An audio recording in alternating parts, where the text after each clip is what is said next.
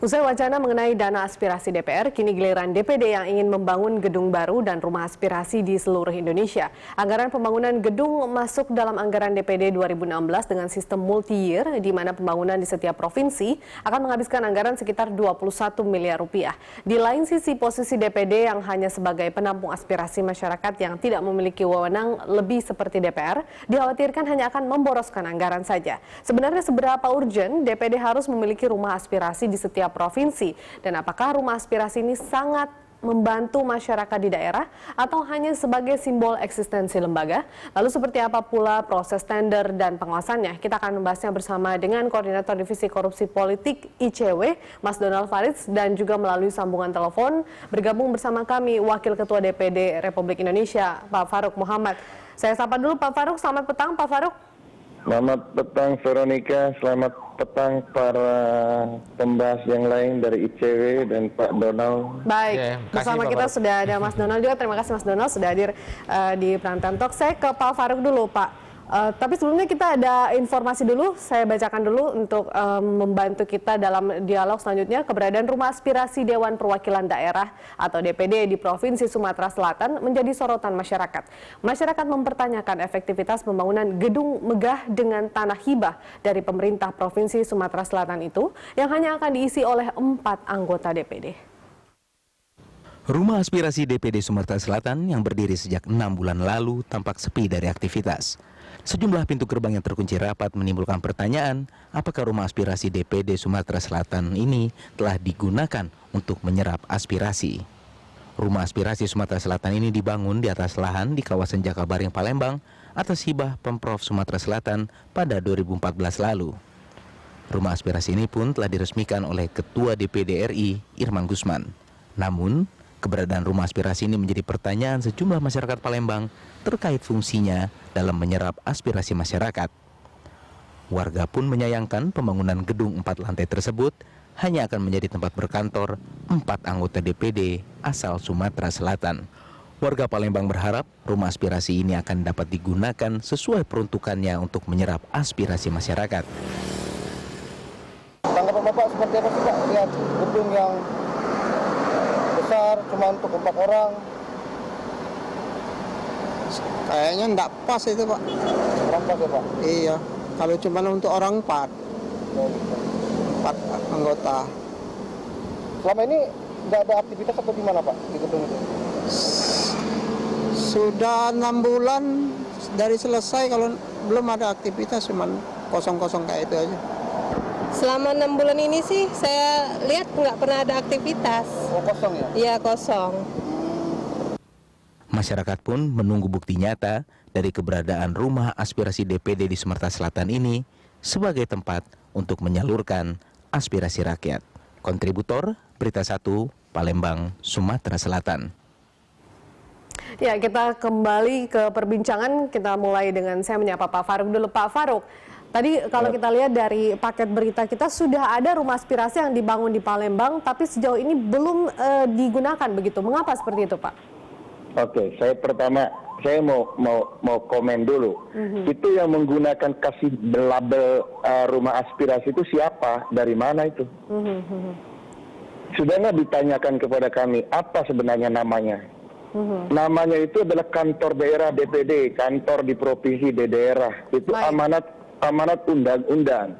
Ketika DPD tidak punya kewenangan apa-apa, DPR bersama pemerintah memutuskan membentuk kantor DPD di daerah. Oke.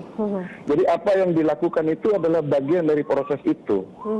Sama sekali saya koreksi, tidak hanya rumah aspirasi, fungsinya boleh salah satu, tapi dia adalah rumah kontrol juga, tempat bersidangnya anggota di daerah. Kenapa perlu? Kami coba memahami pembuat undang-undang pada zaman itu, bahwa ini rumah perlu karena ini ada sebuah lembaga negara. Kalau dia kembali ke daerah, di mana dia berkantor? Apa harus di hotel? Kalau dia memanggil orang, di mana? Ini sebuah lembaga negara. Nah itu kan kemana? Akhirnya ini kan perlu. Kalau anggota DPR dia punya kantor DPD partainya, dia datang kumpulkan konstituen bicara di situ. Tapi kalau DPD di mana? Di mana-mana di negara maju, mari kita punya senator itu. Seberapa tinggi frekuensi kemudian- atau aktivitas berkantor anggota DPD di daerah, Pak? Nah, jangan hanya melihat dari anggota DPD-nya ya, tapi melihat fungsinya. Kita sudah kalkulasi, saya orang yang paling kritis ketika rencana ide membangun gedung ini. Saya termasuk orang yang dulu mengumpulkan tanda tangan lebih dari 50 orang menolak. Menolak karena bukan karena kantornya, karena kantor sudah diamanatkan undang-undang, tapi kemewahannya yang berlebihan kami tidak setuju. Oke. Tapi akhirnya waktu itu dari anggaran pertama tiap kantor, tiap wilayah itu 34 miliar. 4 tingkat, semua itu luar biasa. Luasnya berapa ribu meter. Termasuk yang di Palembang ini ya, Pak ya? Nah, yang Palembang akhirnya karena tuntutan kami, anggota saya masih jadi anggota waktu yang saya waktu itu walaupun 50 pendukung saya ancam sudah.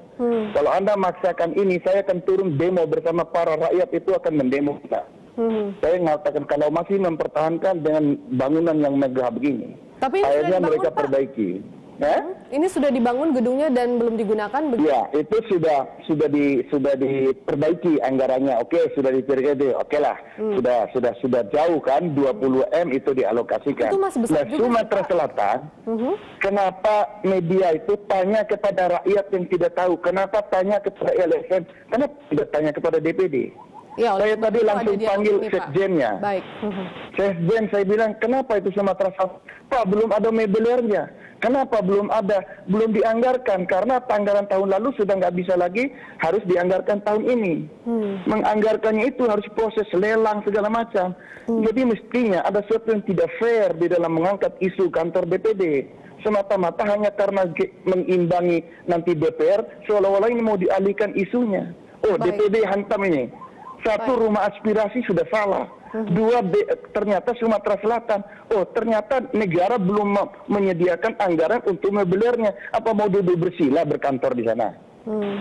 Begitu, toh. Baik, Pak Faruk, anggaran sebesar 21 miliar ini pun sebenarnya masih tergolong angka yang lumayan fantastis begitu, Pak, untuk sebuah gedung? Ya, itu sih relatif. Itu kan diminta juga masukan dari PU lah, gitu lah prosedurnya itu. Saya tidak terlalu bicara itu, tapi kalau ketemu memang ada penyelewengan, kenapa tidak kita ungkap? Ya mumpung masih satu ini kan. Mari, ayo silakan. Di sini ada dari ICW.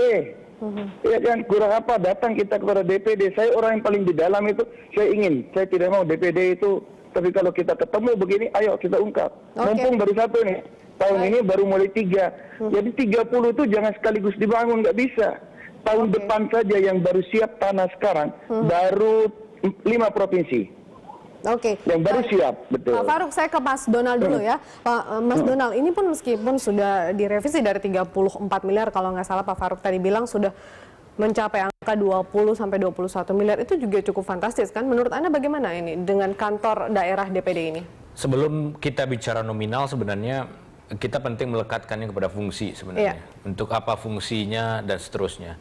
Tadi Pak Faruk sudah menyampaikan kegundahan beliau sebagai anggota DPD sejak amandemen konstitusi sampai dengan tahun 2015 ini, sejak DPD hadir melalui undang-undang Susduk dan amandemen undang-undang dasar. DPD memang kesulitan untuk memiliki tempat melakukan koordinasi ketika mereka berada di wilayah dekat dengan konstituennya. Nah, ada beberapa alternatif pada waktu itu yang muncul. Saya ingat anggota DPD Sumbar pada waktu itu, kebetulan Pak Irman Gusman, ketua DPD sekarang itu berasal dari Sumatera Barat, itu berkantor di gedung Gubernur Sumatera Barat pada waktu itu. Jadi ada beberapa variabel alternatif untuk mencari solusinya. Nah, kita masuk ke perdebatan hari ini soal gedung kantor DPD yang ada di setiap daerah di seluruh Indonesia. Pak Faruk sudah menjelaskan asbabun nuzulnya munculnya gedung-gedung tersebut, sehingga penting di DPD di seluruh di Indonesia untuk berkantor, karena nggak ada lagi tempat kantor ngumpul-ngumpul seperti anggota partai politik ketika mereka kunjungan di daerah.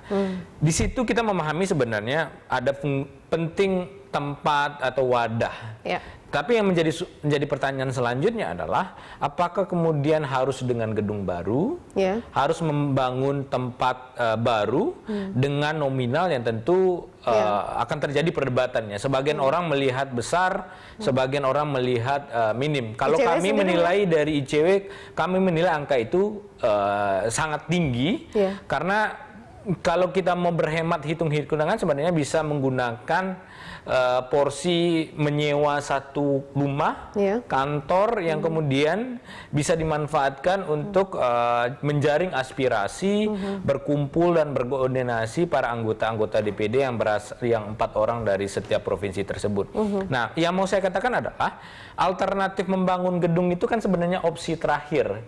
Kalau opsi-opsi yang lain yang bisa kiranya ditempuh itu dilaksanakan seperti menyewa gedung dari pemerintah provinsi kalau itu ada seperti yang terjadi di Sumatera Barat, dan saya yakin di daerah-daerah lain juga melakukan hal yang sama, atau kemudian menyewa sebuah gedung, ruko dan seterusnya dalam bentuk apapun, dan itu tidak akan mengeluarkan cost maintenance yang besar seperti yang terjadi di Sumatera Selatan ini. Palembang saat ini. Nah, ini kan menjadi perdebatan.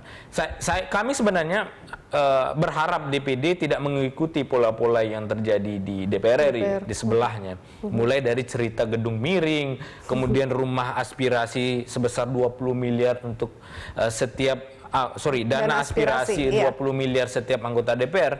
Kami berharap DPD tidak mengarah ke pola-pola yang demikian. Walaupun memang kita berharap akan ada evaluasi setelah gedung DPD Sumatera Selatan ini dibangun, DPD melakukan review terhadap fungsi atau alternatif-alternatif lain. Kalau kami masyarakat sipil menilai, lakukan dulu evaluasi dan kemudian cenderung kalau tidak punya daya manfaat yang baik, maka hentikan dan alihkan untuk sumber-sumber yang lebih strategis. Begitu kira-kira. Oke, Pak Faruk. Ya, membangun gedung ini bisa dikatakan mungkin alternatif kesekian yang sudah dipikirkan oleh DPD. Apakah memang tidak bisa kalau hanya untuk menyewa gedung-gedung khususnya untuk tempat 4 anggota DPD untuk berkantor di daerah begitu, Pak Faruk? Oke, betul. Satu itu sudah pernah kita simulasikan. Kenapa tidak? Sudahlah dikasih setiap anggota itu terserah dia mau bangun di mana saja. Sepanjang di dalam wilayahnya itu kasih uang. Tapi Anda tahu, bangsa kita ini kalau sudah dikasih uang, masa itu haknya. Ya kan? Gaji itu pegawai negeri, sistem pengadaan SDM kita itu kalau sudah dibagi itu haknya. Mau tidak masuk 1 bulan, 2 bulan, kan begitu kan? Ya, kami mohon maaf Pak Faruk, ada masalah teknis sedikit dari audio Anda. Kami akan kembali berbincang bersama Anda dan pemirsa tetaplah bersama kami di Prime Time Talk.